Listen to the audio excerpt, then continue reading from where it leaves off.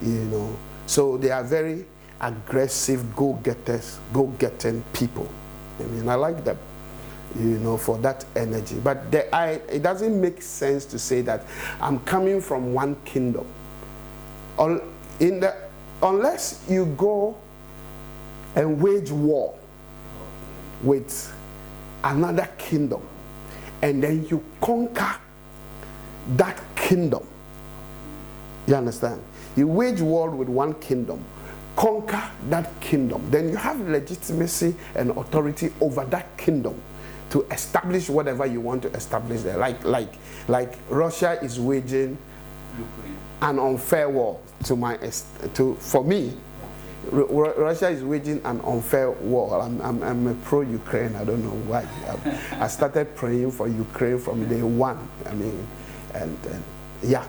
So what they are doing is that if they are able to conquer the whole of Ukraine, which they won't, okay, if they are able to conquer Ukraine, then wherever they conquer, if they are allowed and Ukraine don't fight back to also conquer them, then the territory become a Russian territory.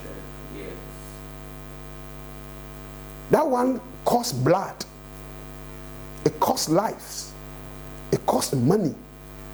Other than that, no kingdom is going to cheaply allow themselves to come into their kingdom and establish your kingdom in their kingdom. But in your statement, you made mention that a tribe can build or can have a leader in a different country. Not really a tribe.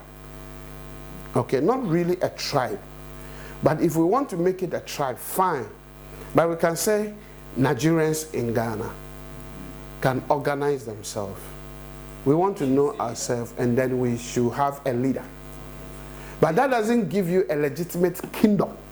The leader also, like, governing his people in Ghana, they can call him their king. Yes, they can call him their king. They choose a name to give to whoever their leader is. So they can give him a king. It doesn't mean he is a king in the nation. Oh, okay, but he is a king under Igbos or Nigerians in Ghana.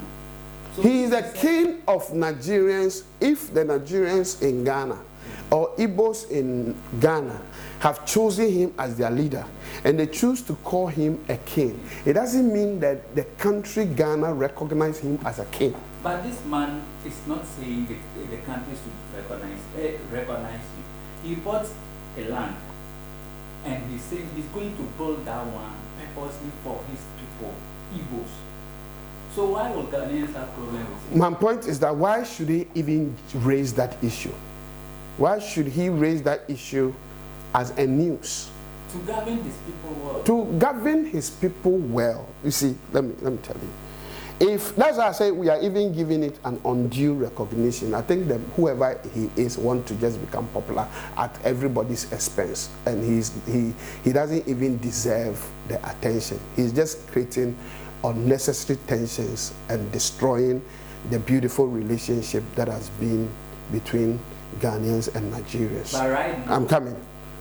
You see, if I go to Nigeria and I want to do business in Nigeria, okay, and I went through the right process to purchase a land in Nigeria and to build an estate, empire, whatever you want to call it, and I finish and I decide that Ghanaians living in Nigeria should come and live in this estate, either by buying or coming to stay there free at my own expense. I haven't created any issue. But once you say you want to build a kingdom, you are infringing or you are contradicting. I'm looking for the right word. You are infringing on the sovereignty of a country who have given you permission to be on their land. Okay. Is it the word kingdom? Yes, you can build a kingdom in another kingdom. You can build a nation in another nation. You can't become a tribe on the land of another tribe who have given you a land. So, for example, can Yorubas move to Igbo land and build an Yoruba kingdom in Igbo land? It doesn't make sense. Do you understand what I'm talking about? People from Delta State, okay, cannot move to Benin City, no matter how close they are. They are different tribes, they are different traditional areas. And so you are going to build a Delta kingdom. I've forgotten the name of some of the tribes, you know. You are going to... No, Calabas are not from the Delta land. Orobos. Have you been to Nigeria before? A lot. So, Yorubos or Yorubos cannot move to Benin and establish their kingdom there, because even in Delta land, they have their traditional area. They don't cover the whole of Delta land. You understand? So you have the Yorubos here, you have this group here, you have that group here, you have that group here. Even on Delta land, you cannot, one traditional area cannot move and establish their traditional area on another traditional area. You are creating war. You understand? So you cannot, yes, you represent Igbos in Ghana. That is fair enough. You can seek for the welfare of Igbos in Ghana. Maybe those who don't have proper work documentation, if you have it and you can help them by your connections and other things to help them to get their documentation to work permits and things like that, and how people can go through the system to become citizens if they want to be citizens. You can go through and help them. That's what that leadership, local leadership for your people is for. Not a political or a traditional possession. He is overrating himself. Okay, but you see, creating unnecessary tension and confusion between two beautiful countries. And if this thing is not stopped, it can become political issue, which is very unnecessary, because all Nigeria is not even Igbos. You understand? So why do you want to create enmity between Ghanaians and Igbos or Ghanaians and Nigerians just because you want to feel more powerful than you are? But right now, if you think he has money to become Igbo king, then you should go to the Igbo land and seek to become a king there. He is a king already. He's a king already where? At the Igbo's land in Nigeria. He said the father... How does the king of Igbo live in Ghana and you want to build a kingdom in Ghana? The father... That even make it more serious.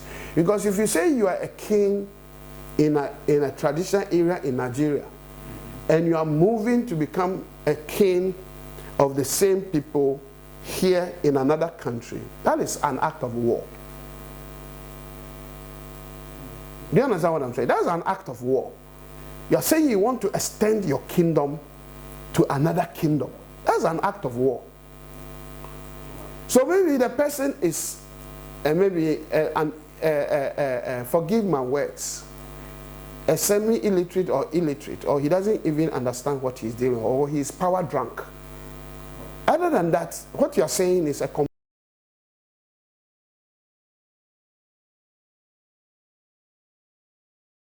act of war. I think maybe he wants followers on social media, or he wants a social media attention, or necessarily international attention. Other than that, I mean, no, if Asante doesn't have to say that he wants to build an Asante kingdom in Accra, because he has his kingdom. Okay. Do you understand? The Achehini or Chehini doesn't need to say he wants to build his kingdom in Ghana land or Ashanti land, because he has his kingdom. You understand? So by the time you want to build your kingdom in another kingdom, it means that you don't have a kingdom. If you really have a kingdom, you'll be satisfied with your kingdom.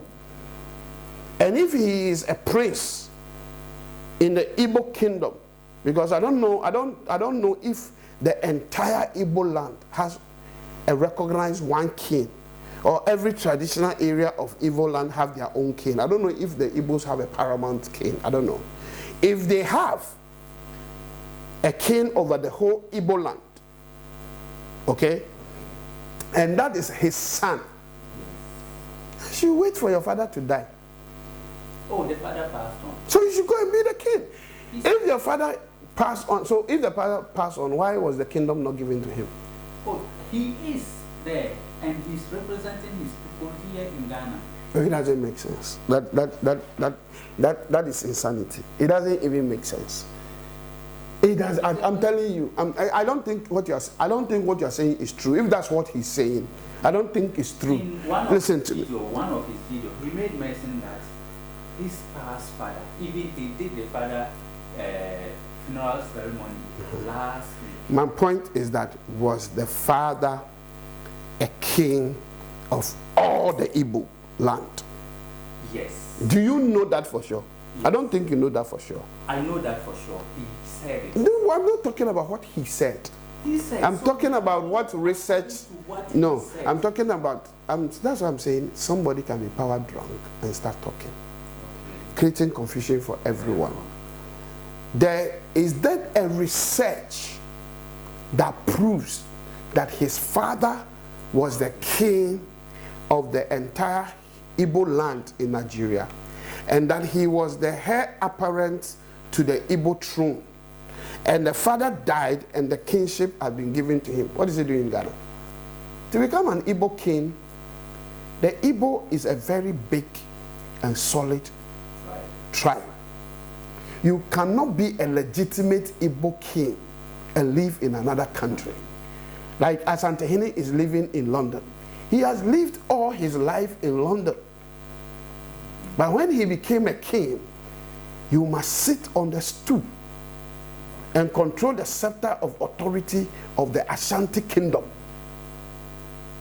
Can you imagine the Asantehene stooping low to go to Nigeria and say he wants to build an Ashanti kingdom in Nigeria? So he's staying in Nigeria for how long? Fighting with Nigerians and creating issues that he has been given a land in Nigeria. So he wants to build an Ashanti kingdom in Nigeria. Doesn't make sense. The Ashantis are even too proud to accept something like that. And to even, it will hurt them that their king can stoop that low. Do you understand what I'm saying? So kingship is a very respected institution in Africa and some other parts of the world. So to be king of your people is a very honorable thing. If he's really the king, I don't think he will stoop that low to get himself and his people into this insulting position and this compromise. I don't think so. So, as I said, I don't know too much to the issue. But if Igbo land is a big land. Of course. They are the big tribe. They are, I'm very sure, then they are the biggest tribe in Nigeria. I'm not too sure. But if they are not, they are one of the biggest. If you are a king there, you wouldn't want another small kingdom in Dodowa. Okay. It doesn't even make sense. 50 acres. For expansion. Expansion of what? Yes. Where? Every Igbo in Ghana, when he gets money, want to go back to the Igbo land and build a house, buy property. If they buy a house or build a house in Ghana, it's for accommodation, but it's not for identity. No Igbo want to become a Ghanaian, except for the purpose of work permit and the document to be able to make money. And Igbos love making money. Yes. Like the tribe I come from in Ashanti, we like making money. You understand? But why will an average Nigerian not be proud of being a Nigerian but want to become a Ghanaian? Why would an average Igbo person want to stop being an Igbo in Nigeria and want to become an Igbo in Ghana, or become a Krobo on a Krobo land, or Adan in another land? So this whole thing is just being blown out of proportion. I really think people should not take him serious. He's trying to generate unnecessary tension and confusion between a beautiful brotherhood between Nigerians and Ghanaians, and that is what I would say. But my final question, as this tension is rising, what advice do you have for the youth of Nigerians and Ghanaians? Right now, Ghanaians are saying Nigerians must go, not only Igbos must go. The tension is high. So, what advice do you have for them? So you see, I mean, it has been a historic thing. This is not the first time, but I don't think it should be pushed to that level. Any time over history has proven that any time Nigerian economy was bad and Ghanaian economy was good, a lot of Nigerians will migrate to Ghana. And any time Ghanaians economy was bad and Nigerian economy was good, Ghanaians will. So now we even have a bag that we call Ghana must go. It means that there has been a point in history where Nigerians think that Ghanaians were overwhelming their land and they should go. You understand? And sometimes it's not about the numbers of Ghanaians in Nigeria or the numbers of Nigerians in Ghana, but sometimes some of this nonsense and unnecessary behavior of some few people now cost a lot of people their daily bread and their hustling life. You understand? So I really think that Ghanaians should be patient with this whole thing. Now, with civilization and with globalization, ECOWAS have rules and laws governing us. And apart from even the ECOWAS rules and laws and everything, do you think Ghanaians are taking the laws into their hands? I'm coming. I mean, ECOWAS laws and everything. And then the really cordial relationship between Ghanaians and Nigerians. It has been marvelous over the years. In the area of ministry, sports, politics, when you want to go into other economic ventures, and real friendship, marriage, Ghanaians marrying Nigerians, Nigerians marrying Ghanaians. We have almost become a family. You understand? So I think that whatever needs to be done to rather climb down the misbehavior of one person should be dealt with instead of putting all Nigerians in one basket. As for the youth, we, apart from everything, apart from our friendship and our relationship, Nigerians and Ghanaians are also rivals. Okay. When it comes to sports, we even have rivalry over jollof. You understand? Ghana jollof Nigeria. So we have a cordial thing. So if anything come up between Nigeria and Ghana, that rivalry also come. But if we dwell on the rivalry now, we will be venturing into a political danger, which is not good for all of us. So the insult should stop. One person's act of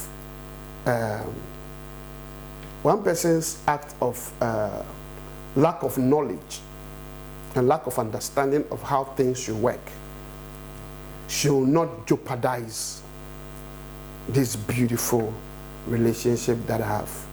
So I really don't want to see Ghanaians attacking Nigerians. Let's not get ourselves into this xenophobic act that we see in other countries. We don't hate Nigerians. I don't think Nigerians hate us. You understand?